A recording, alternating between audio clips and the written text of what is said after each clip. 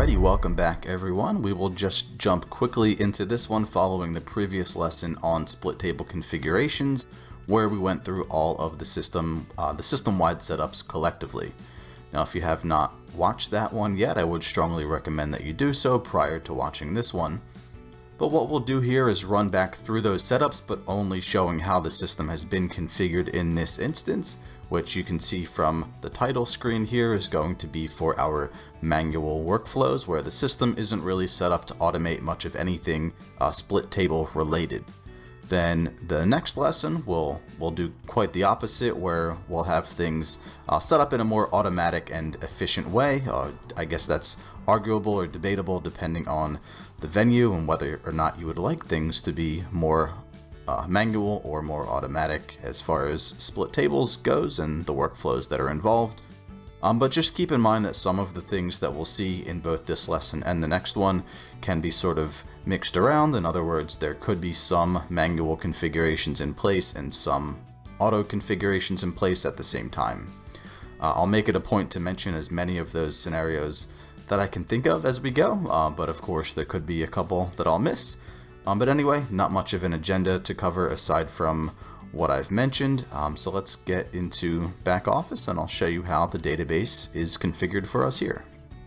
Alright, so first things first, if we remember from the last time, and of course we do, the global flag to open tables directly into splits. So quick reminder, doesn't hurt here, the functionality of this being off, which I'll leave it that way here, is that after a table has been split and saved, every time that it's reopened, it will not open into the split table screen, and instead will just open looking like a normal table transaction, so into the normal table screen, and just the one sales journal and the key map on the screen as we're used to for a normal table. Now, keeping in line with the manual aspect of the workflows that we're showing in this lesson then, operators will need to use that split table till function to get into the split table screen. They will also need to use that till function to even begin, or as it's worded in the till function's description and how I'll refer to it throughout, is to initiate a split table, and I'll show you why that is.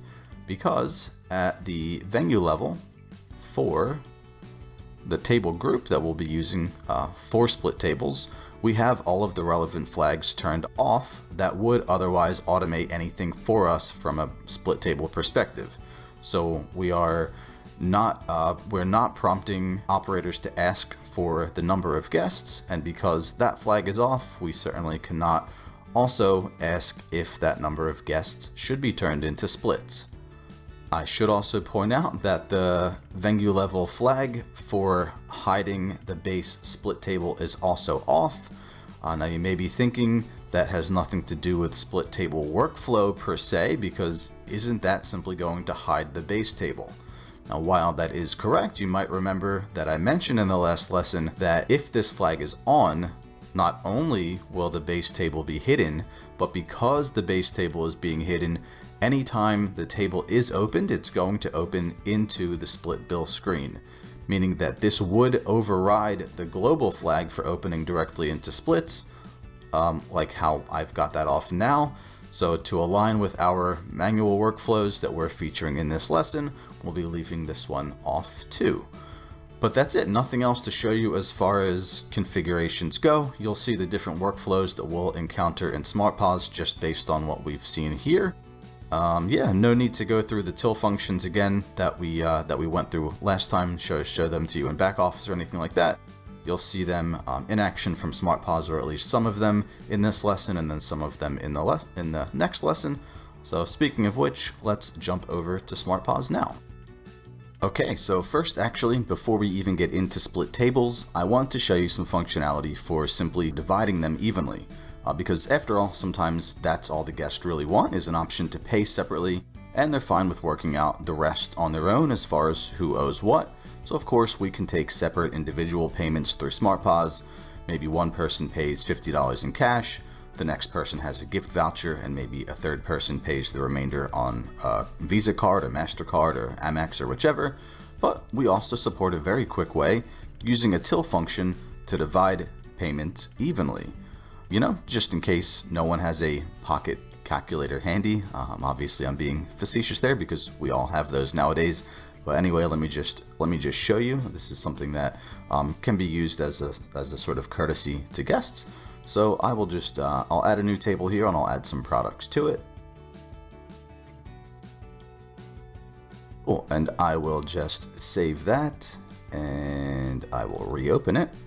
Now we'll pretend that we've just traveled through time to the end of their meal using our BPOS time machine. Now, like I said, I'm not going to initiate a split table here in this instance. These guests will say simply want to pay separately with different methods of tender.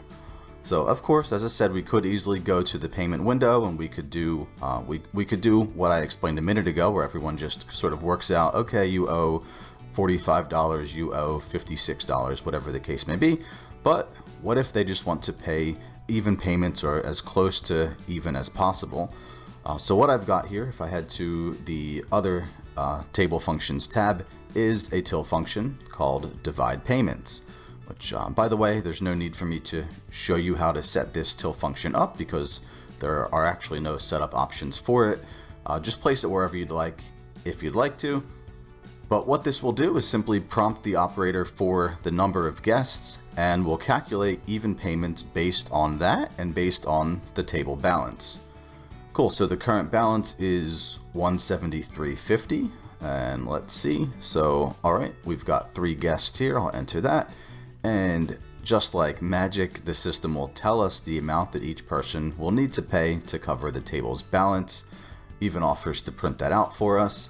So this won't be divided exactly evenly because we're rounding here. So it shows us that one person will need to pay $57.80 and the other 2 will have to pay 5 cents more, $57.85. But we can go ahead and print that out as well. So obviously this is going to be used in cases where the customers would rather just divide the bill into even payments or as close to even as possible, rather than calculate how much each person owes, and rather than asking for split bills. So I thought I'd show you this as an alternative to split tables. But anyway, finishing up with this example, we'll say maybe the first diner gives us cash for that amount, so the $57.80. And then we'll say guest 2 has a MasterCard for us. Or we'll say Visa for this one because MasterCard is going to have a service charge. So just 1 second. So we've got that covered for Visa. And then with the $57.85 left over, guest number 3 is going to pay using a MasterCard. And if you remember back from a few lessons ago, they are going to incur that 3% service charge that we had set up. There we go. Table closed. Cool, so like I said, just an alternative option there for quickly dividing a table into even payments, but of course we are here for the real deal, split tables. So based on those back office configurations that we saw a couple minutes ago, I will show you a couple different workflows that we could encounter, similar but slightly different depending on when we actually initiate the split table. So for the first one, I'll initiate the split after the table has been saved and reopened. Just notice that when I start the table, and you would have noticed this when I started the last table, but I'm not being prompted to enter the guest count and therefore will not be prompted to create splits based on a guest count. Again, that's because of how the table group flags are configured. We've got those flags turned off to prompt operators to enter a guest count. So I'll zoom through this part. I don't think you need to sit through me adding products to a table in real time. Cool, so that's saved. Now, a real scenario here is that the table has gone ahead and they've placed their orders together throughout their meal, but they have now decided, either later in the meal or at the end of their meal, that they'd like split bills. That's okay, we can do that. In this type of scenario of manually initiating splits only when they're needed might be good for a lot of dining environments. So after reopening the table, we would just locate the split table function wherever it may be or wherever you've placed it in your database and give that a tap. We'll be prompted to enter the number of splits, also manual due to our setup, so let's go with 4 for this one. And there is our split bill screen. I'll also point out again that the function map panel has changed dynamically as we'd expect and as we saw in the last lesson when we saw the image of the split table screen. Now, before I do anything with this table, I just want to mention that because we have the venue level flag turned off so that the base table is showing, and again, I've done that to keep our workflows in this demonstration completely manual. There's certainly a use case where we'd want to have that flag on for the venue, but still initiate splits manually just only when needed. So in which case, when we do initiate a split table, that base will be hidden, this would be hidden, and all of the items would be on the first split. So in this scenario, table 2.1 would have all of these items on it when the table is first, when the split is first initiated. So we will see that happen in the next lesson when things are configured differently anyway, but I just wanted to make sure to mention that just because we are not creating splits automatically due to the table group flags and how those are configured, doesn't mean that we still couldn't have the venue flag turned on to hide the base table. Also, same goes for the global flag to go directly into splits. We could have the table group set up to only initiate splits manually. So like we've got here with those flags being off and we're initiating a split manually. So we could have this in place, and we could then also have that global flag turned on to automatically go directly into splits from there on out after a split table has been initiated. But anyway, again, just doing everything manual in this lesson, but as I said at the start, I would try to point out some different scenarios that we could get into where we're mixing some manual and automatic things together. Cool, so what we would need to do after initiating splits here is obviously to move all the products to the correct splits, which we can do simply by tapping on a line item to select it from the base table, and then tapping into the split where we'd like to place it, and it moves just like that. Now, if a line item has a quantity greater than 1, like this one does, we've got 3 bottles of Coke here. You can see what will happen here. When I tap into the split, we are going to be prompted to enter the quantity that we'd like to move. So maybe just one of these bottles of Coke into this split, and I'll move the rest of these products all to their respective splits too. But as you can see, it's a very easy and intuitive process. Just select the line item and then choose which split to place it into. Cool, and same idea for moving items from one split to another if we need to. Maybe we've made a mistake and this arancini actually needs to be on split 3 and the spinach dip needs to be on split 1. Very simple to move those around. Now, let's suppose the guests have decided that they need 5 splits after all. Maybe there's a 5th person at the table that we have, for whatever reason, we didn't create 5 splits initially, and they're just eating one of these meals from someone. Regardless, whatever the case may be, I'll just show you that we have a till function that I pointed out in the last lesson to change the split count. So we can do that very easily. Just give that a tap. We'll be prompted to enter the new number of splits. So in this example, we'll go with 5. We've got our new split there, and then we can move. Maybe this person is having just the buffalo wings or whatever. So we've got that move there. Now, to demonstrate something else before we proceed, I just want to go ahead and save this table now. And notice that when I reopen it, again, we are not taken into the split bill screen because of how the global and the venue flags are all set, or how both of those flags are set. So because of that, we will need to use the split table function to get back to the split table screen. Now, what we'd most likely need to do next is print these split bills to hand over to the diners. For that, we have a couple different options. First is that we could use this standard print till function, which is going to prompt us to select a specific split to print, or we could choose to print all of them at once, but will be separate for each of the splits. So let's see what that'll do if I go ahead and select that. And I'll let that roll over here on the printer, but alternatively, we do have the print highlighted splits till function. So up to you which you prefer to use, just slightly different workflows. For this one, we would first just select the split. So maybe whoever's got this split 2, 3 here is leaving early and they just need their individual split printed out. So we could then go ahead, I'll just mention that these are printing here, as I said, all separately, but all 5 of those splits are printed there for us. Now, if we would like to just print out the single split, we would just highlight that and use that till function, and it's just going to print out that one. So we could, of course, then repeat that for each of the other splits if that's the route that we're going. But if we do need to print all of the splits at the same time, that standard print option might be the best to use, and then choose to print all like I had done a minute ago. But if we do only need to print one split, again, maybe someone from the table needs to leave early or something like that, the print highlighted split option is just a couple taps to get out to get a single print, a single split printed for us. Cool. So then real world scenario here, we've printed all those and we've handed them to the guests. They of course need to pay now. However, before I do that, I just want to show you something that I will need to close and reopen this table for. Since we are not opening directly into splits in this workflow from this normal base table, if I reopen that table again, so from this normal base table screen, we can still add products to it and treat it mostly as we normally would. In fact, if I wanted to add some more products to this base table for now, and then go into the split screen, they will still be there and we could move those to different splits.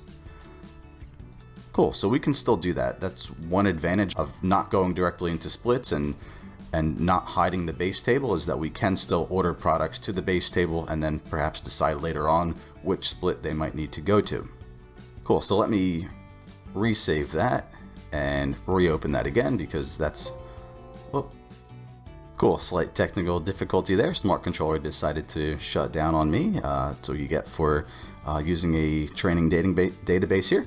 But anyway, so what I actually wanted to show you is if we go back into that table from the standard table screen here, if we tried to pay from this screen, we will not be able to. We're going to get a prompt here that says you cannot perform this operation on a base table after splitting. So we will need to go back into the split screen, then select the split that we'd like to process the payment for, and do so. We'll just go ahead and do that to cash, and we can see that that has closed. Now notice after an individual split has been paid for, it has changed color here to this sort of pale yellow, and it shows as table split closed. So let me do the same for the others. And then when the final split was closed, we got that prompt there. I should have left it on screen for a second, but it said that the table has been fully closed and the final split has been fully closed. There's nothing nothing remaining owed, something to that effect. We'll see it again a bit later. And would we like to close the table? If we chose no in that instance, the table would remain open. If for whatever reason, maybe operating procedures in the venue deem that even when table balance is brought to zero, we want to leave the table open, we could choose to leave it open. But if we choose yes, which I have obviously done here, the table will indeed close and will now be ready to be used again.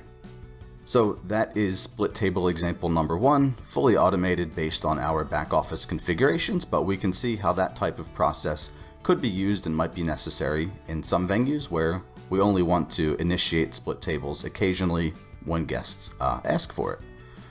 Now for our second split table example in this lesson, I will not change any of the system configurations, by the way. We're just going to encounter a slightly different scenario here. So for this one, we'll say that a couple of guests have just ordered drinks initially, but they've told me at the start that they're going to want to have split bills. So I've come over to SmartPause. I'm starting a new table here. Now, when I choose to initiate splits and place each guest's item into separate splits is up to me. I could just order everything to the base table and then split later, so similar to what we did for that last example. Or I could just order their drinks now to the base table and then worry about splitting when I place their food order, because maybe I'm in a rush now, or who knows, maybe it's a busy lunch rush or whatever the case may be. But what I'll do here is I will just add their drinks first. And then before saving the table, I will use the split table function to initiate the split, just 2 guests for this one. And now notice the prompt here, due to this workflow, this is going to tell us creating a split will send newly added products to remote printers for this transaction. Do you wish to continue? Yes. Cool, so we can see our printers going back here. So those drinks have been saved to the base table and they've been sent through to remote printers. And now we're on the split screen, so we can continue. So from here, we could just save the table as is, but what I will do, at least for now, is move the drinks to the separate splits. Then we could either drill into one of the splits and proceed to order other items. Notice, by the way, that the other split table function panel is shown for us now. That's important because, as noted last time, we've got our return to split screen button here, which I'll actually use, because what we might do instead of ordering those other products now, real world scenario here is we've just ordered the drinks and we're going to come back later for the guests' food orders. So I will go ahead and save the table altogether, and we'll come back later to order more. So using my BPOS time machine, it's now later. I will reopen the table. Again, due to our system setups, we're taken to the normal table screen, not the split table screen. So I will need to go into that manually. And then from here, I can drill into the other splits and I can add other products as needed. Cool. Now notice when I return to the split screen, after adding products, that the split has been saved and sent through to remote printers. So we can see the printers going back here. Those products that I had just ordered for table 2.1 have been ordered. And if we look at the printer here, we can see that's gone through for table 2. So that is something to keep in mind from a practical viewpoint on whether we want splits printing separately to remote printers, or we want everything being sent to remote printers together and then splitting the bill afterwards. But I'll go ahead and order some items for the other guests' split also. And of course, we could repeat those steps for different courses or another round of drinks and then close the table like we did for the last one. I will actually do that so I can show you the closing process again. So we'll go ahead and save that. We will reopen that. Go back into splits. I'll pay this one out. And we'll go ahead and close this one. Cool, so this is what the prompt will say. There is nothing owing on any split. Do you want to close this table? As I said, we could choose no and leave the table open if for whatever reason we do need to do that.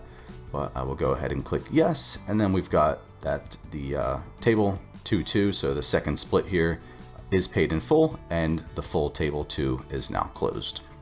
Now, I should point out that I could have done that drilling into the splits for ordering other products on the first example a few minutes ago, but remember, in that scenario, everything was ordered together and the guests decided at the end of their meal that they would like splits.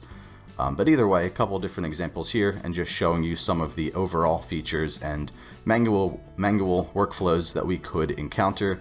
Again, some of these things that we've seen and portions of the varying workflows can be combined or excluded depending on specific scenarios and tables and things like that. So one final example that I'll show you very quickly in this lesson is starting a new table where the guests have told us from the start that they want splits and initiating the split straight away before adding any products at all. So this will be a bit of a segue into the next lesson where things will be automated for us, because that's what will happen there essentially, except in this scenario we're obviously initiating the split manually. In the next lesson I'll have things in the system set up so that the split will be initiated automatically. But anyway, I will go ahead and start the table. And like I said, before I order anything to the base table at all, I will initiate splits. I will go with a larger number this time around, so let's go with 8 splits. Cool. Now, look, those 8 splits are going to be truncated on the screen somewhat. Of course, depends on your screen size, but we can scroll down, or if we need to scroll over a little bit, we can do that to get to what we need to. But aside from that, though, the functionality is going to be the same. And compared to the last example where we ordered some products first and then initiated the split, functionality is going to be the same as well. So at least as far as after we're in splits and need to, drill into each one to order other products separately. And then again, when we do return to the split screen, that's going to be saved and sent. Now, maybe that's not practical for a table of 8 diners to have all those being sent to remote printers separately. So that's just something to consider there. We could obviously continue with this example onto the next split. I won't do that for all 8 splits here. I think you get the gist of it. So even though we do have some different options with the system being set up for For manual split table workflows, some of the options may be viewed as better or worse than others depending on the venue and depending on procedural things. So for example, maybe rather than have all the splits ordered and print to remote printers separately as we go, we would rather order everything to the base table and then split later on at the end of the meal, or maybe split it sometime during the meal. So maybe everyone's ordered their drinks together and we've sent those all on the base table together to remote printers, and then when we place their order for entrees or mains, then we're going to split at that point. Really up to you and how the database is set up and procedures that you would like to have in place. But whatever the case may be for your venue, that will do it for some manual split table workflows here. Again, next time we'll see how things will go with some automation configured. Until then, thanks for watching.